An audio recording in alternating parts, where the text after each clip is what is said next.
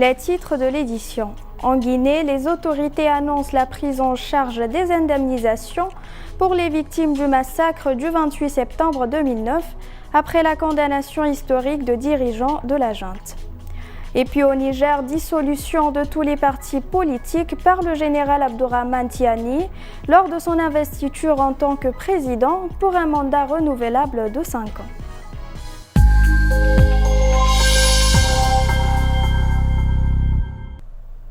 Chers téléspectateurs, bonsoir et bienvenue au journal international de Tchad Info.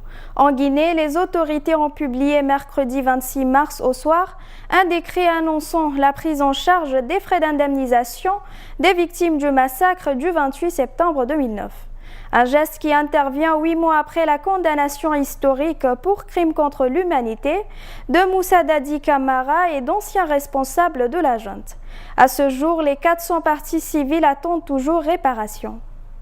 Dans une série de deux clés lues à la télévision nationale mercredi 26 mars au soir, le chef de la junte, le général Mamadi Doumbouya, a annoncé la prise en charge des frais d'indemnisation des victimes du massacre du 28 septembre 2009.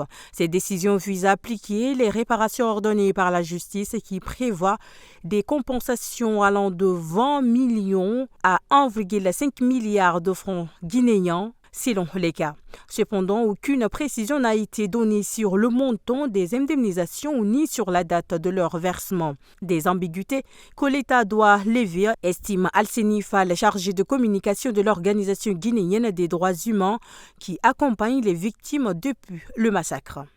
Le massacre avait fait au moins 156 morts et des centaines de blessés dans un stade de Conakry. Officier de la force multinationale déployée en Haïti pour lutter contre les groupes armés, Bénédicte Kabirou est mort dans une embuscade tendue par les gangs dans le département de l'Artibotine en début de semaine. Il est le deuxième policier kenyan tué dans le pays en l'espace de 6 semaines. Préparé avec munitions, le piège illustre une fois de plus les lacunes de la stratégie policière mise en place par le gouvernement haïtien. Les gangs avaient tout prévu. Sachant que la police haïtienne patrouillerait dans un véhicule blindé, lourd et difficile à manœuvrer, ils ont creusé des tranchées, camouflé leurs traces et lorsqu'un convoi de police est passé, il s'est enlisé dans une zone agricole.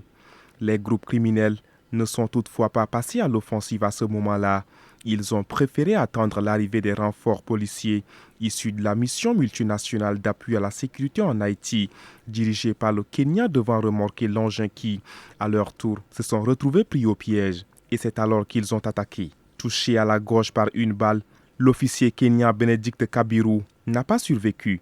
Contraint de prendre la fuite, ses collègues n'ont pu, eux, qu'abandonner son cadavre aux gangs qui se sont empressés de s'emparer pour se livrer à une mise en scène répugnante dont plusieurs vidéos ont été postées sur les réseaux sociaux.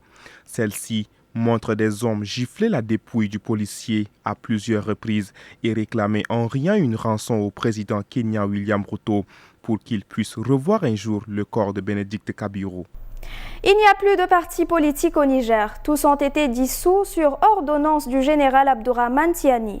L'annonce a été faite le 26 mars lors de la cérémonie au cours de laquelle le chef du CNSP a été proclamé président pour une période de 5 ans modulable, 20 mois jour pour jour après qu'il a renversé Mohamed Bazoum.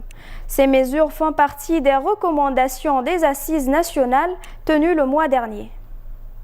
C'est le silence radio du côté des états-majors des grands partis nigériens après l'annonce de leur dissolution dans un pays où l'espace civique s'est fortement réduit. Plus de 30 ans après l'instauration du multipartisme, le Niger comptait 172 formations politiques. Suspendues depuis le coup d'État de 2023, elles n'ont pas été associées aux assises nationales.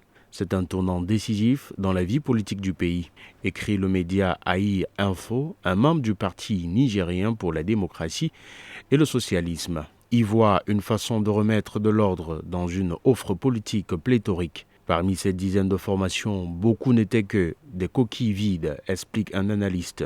Pour lui, il existait par ailleurs une réelle déception de l'opinion nigérienne envers les partis. Mais leur dissolution ne réglera pas le problème politique. Un observateur de la société civile exprime sa crainte.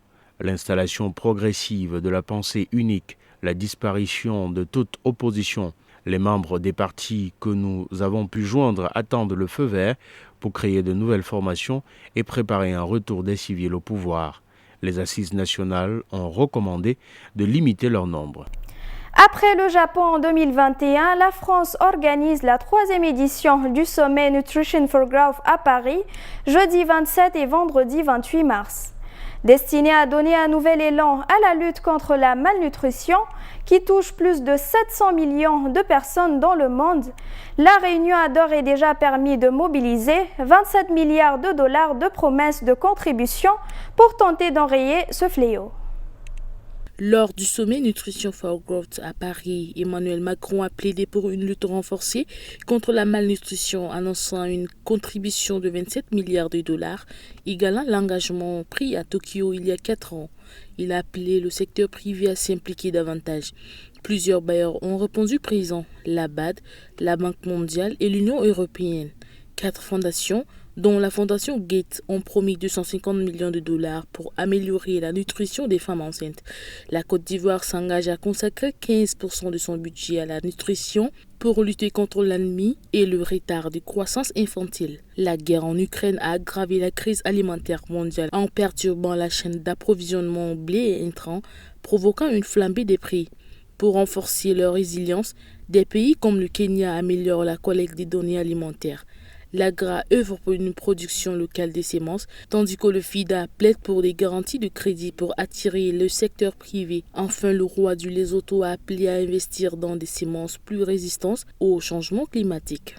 En Guinée, le Premier ministre de transition Bahouri a confirmé mardi 25 mars que le recensement administratif à vocation d'état civil était en pause. Cette déclaration, faite dans un entretien exclusif au magazine Jeune Afrique, fait écho à une enquête de RFI qui, 2 semaines plus tôt, révélait que les opérations de recensement étaient suspendues depuis plus d'1 mois. Alors que les autorités de transition ont toujours souligné l'importance du RAVEC pour l'élaboration du futur fichier électoral, le processus est à l'arrêt.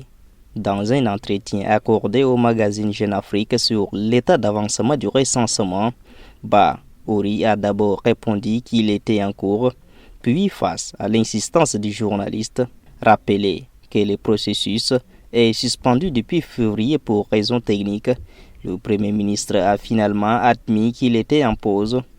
Pour justifier cet arrêt, le chef du gouvernement explique que la méthodologie pour réaliser le RAVEC s'est avérée inopérante et évoque de nouveaux mécanismes et un changement de système sans apporter de détails précis. 15 jours avant ces déclarations, RFI affirmait déjà témoignage à l'appui avec le RAVEC était suspendu depuis le mois dernier et qu'il n'avait jamais démarré en dehors de la capitale Conakry depuis son lancement en novembre 2024.